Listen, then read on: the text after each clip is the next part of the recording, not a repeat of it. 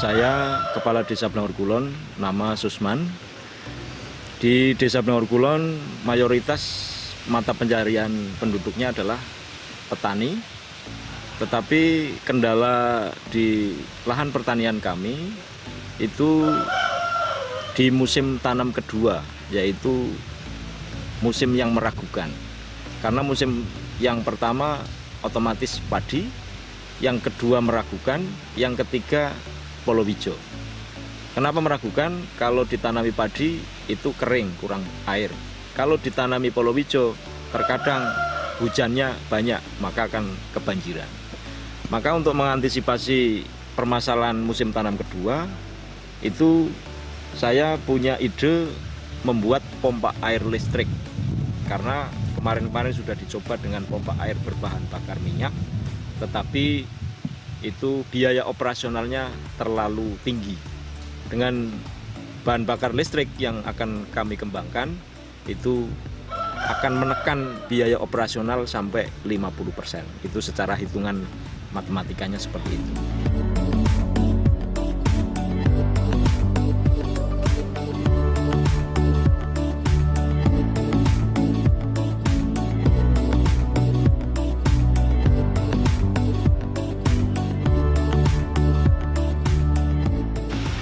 Dengan menyerap berbagai usulan dari kalangan petani, itu petani menginginkan musim tanam kedua itu bisa fokus menanam padi lagi. Jadi nanti pola tanamnya adalah padi, palawija. Untuk mengatasi kekurangan air di musim tanam kedua atau padi yang kedua, maka saya akan membuat pompa air listrik untuk menekan biaya operasional yang lebih irit atau lebih ringan. Nah, pompa air listrik itu nanti saya kembangkan di sawah Blangor Kulon. Dan alhamdulillah di tahun 2017 dana desa yang masuk di Desa Blangor Kulon itu saya fokuskan untuk membangun 16 titik pompa air listrik. Dan alhamdulillah sekarang sudah terwujud. Nah, dan sampai hari ini itu sudah digunakan 2 musim tanam, yaitu musim tanam kedua padi yang kemarin dan musim tanam ketiga yang palawija. Pompa air listrik yang sudah kami bangun itu sudah digunakan 2 musim tanam. Dan alhamdulillah dengan menggunakan pompa air listrik dan kita berangsur meninggalkan pompa air berbahan bakar minyak, ini dengan bahan bakar listrik yang sekarang itu hasilnya lebih melimpah karena airnya tercukupi, satu. Yang kedua, karena biaya operasionalnya itu lebih irit 50% dibanding bahan bakar minyak, maka itu juga berkontribusi besar meringankan petani dan meningkatkan hasil pertanian. Kondisi untuk Kecamatan Ambal itu ada 32 desa, di mana sebagian besar penduduknya adalah bertani. Dan di wilayah Ambal itu ada yang irigasi teknis, ada yang tada hujan, dan ada yang pesisir. Persoalan yang muncul yang di tada hujan khususnya sebetulnya teknis, namun irigasinya agak susah karena terhalang adanya sungai Pucang yang melintas dari wilayah Bulus Pesantren sampai dengan Mirit, sehingga yang di sebelah selatan sungai Pucang ini terkendala kaitannya dengan pengairan. Lalu pernah dicoba dengan adanya menggunakan pengairan menggunakan sistem diesel, tapi biaya operasionalnya cukup tinggi dan resiko kerusakan juga cukup tinggi.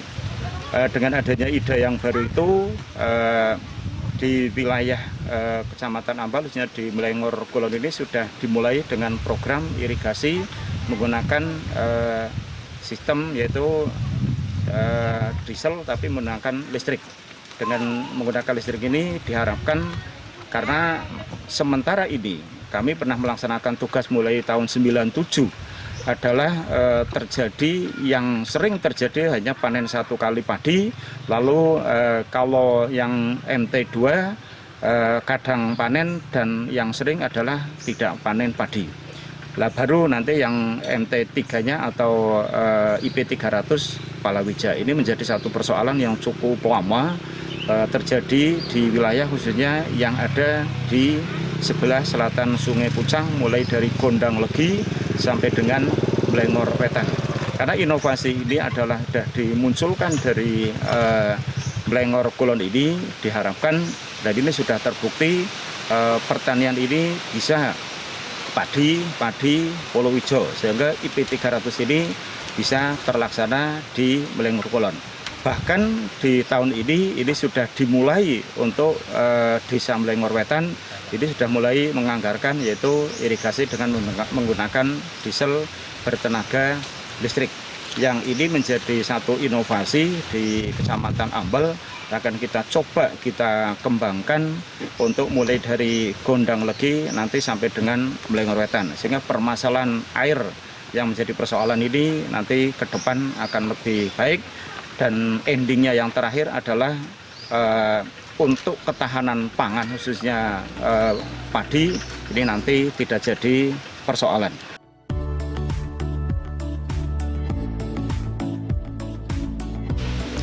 Harapan kami, pemerintah Desa Blengor Kulon dan seluruh warga, ini pompa air listrik di tahun-tahun mendatang itu dikembangkan lagi. Pertama, dikembangkan cara manajemen pembagian airnya ataupun manajemen operasionalnya. Dan lagi itu karena luas wilayah pertanian kami luas, itu belum bisa terjangkau semuanya, maka di tahun mendatang itu bisa ditambah lagi jumlah titiknya supaya bisa merata dan seluruh areal persawahan itu bisa terairi semuanya dan tanaman bisa tumbuh subur, otomatis penghasilan petani akan meningkat.